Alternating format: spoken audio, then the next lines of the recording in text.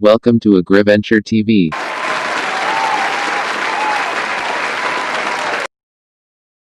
Synopsis of Philippine history.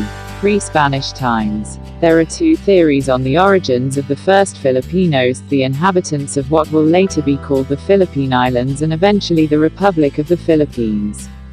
See the early inhabitants of the Philippine Islands. In the beginning of the 3rd century, the inhabitants of Luzon Island were in contact and trading with East Asian seafarers and merchants including the Chinese. In the 1400s the Japanese also established a trading post at Apari in northern Luzon. In 1380, Muslim Arabs arrived at the Sulu archipelago and established settlements which became mini-states ruled by a Datu. They introduced Islam in the southern parts of the archipelago including some parts of Luzon and were under the control of the Muslim sultans of Borneo. They had a significant influence over the region for a couple of hundreds years. The Malay Muslims remained dominant in these parts until the 16th century. Philippine history during the Spanish colonial times. In 1521, Ferdinand Magellan, a Portuguese explorer who was serving the Spanish crown, landed in Samar Island on his voyage to circumvent the globe. He explored the islands and named it Archipelago of San Lazaro.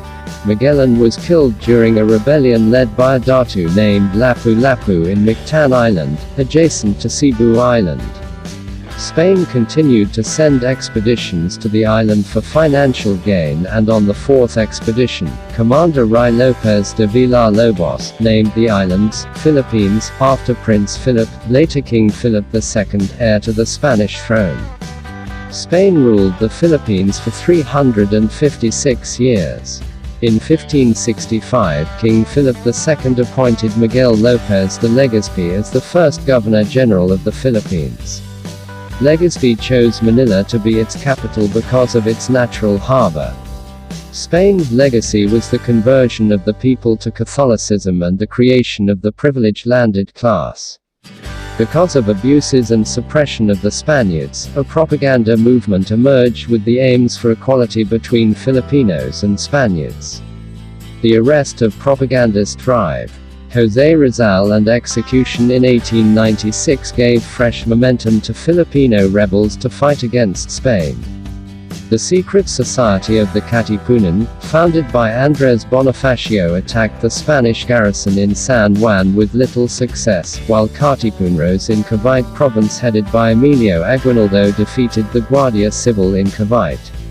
Aguinaldo's victories lead him to be elected as head of the Katipunan. The factions of Bonifacio and Aguinaldo fought and lead to the trial and execution of Bonifacio on Aguinaldo's orders.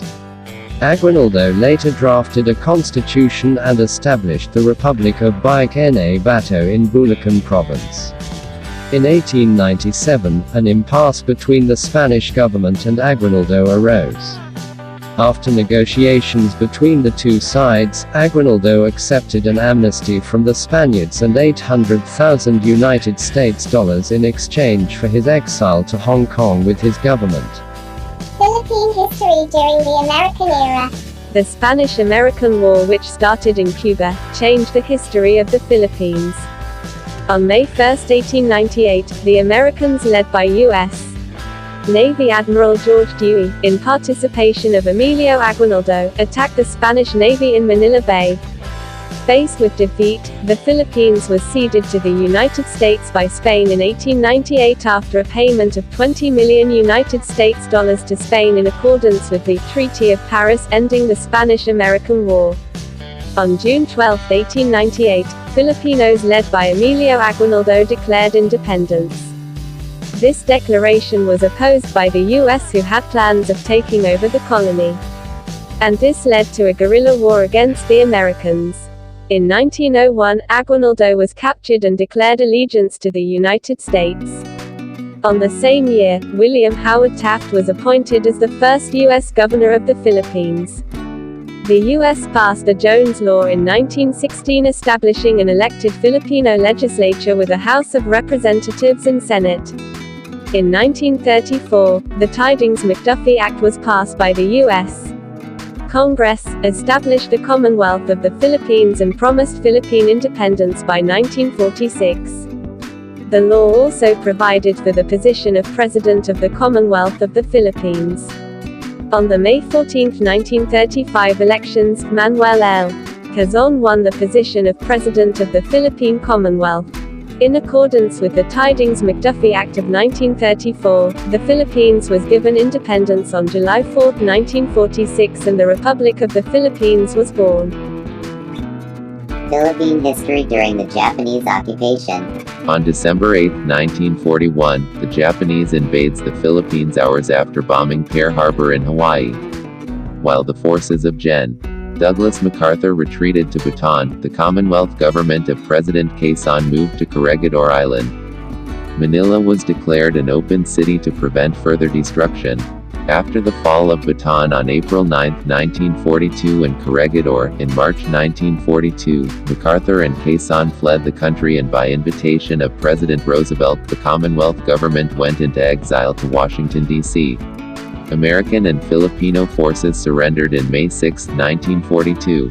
Soon a guerrilla war against the Japanese was fought by the Philippine and American armies while Filipinos were enduring the cruelty of the Japanese military against civilians. Prior to Quezon's exile, he advised Drive. Jose P. Laurel to head and cooperate with the Japanese civilian government in the hope that the collaboration will lead to a less brutality of the Japanese towards the Filipinos. Rightly or wrongly, President Laurel and his wartime government was largely detested by the Filipinos. In October 1944, Gen. MacArthur with President Sergio Osmeña, who assumed the presidency after Quezon died on August 1, 1944 in exile in Saranac Lake, New York, returned and liberated the Philippines from the Japanese. Philippine history during the martial law regime. Ferdinand E. Marcos won the presidency in 1965 and was the first president to be re-elected for a second term in office. He embarked on an ambitious public works program and maintained his popularity through his first term. His popularity started to decline after his re-election due to perceived dishonesty in the 1969 campaign, the decline in economic growth, government corruption, and the worsening peace and order. He declared martial law in 1972 near the end of his second and final term in office. Staunch oppositionist, Senator Benigno Ninoy Aquino, later went on self-exile to the U.S.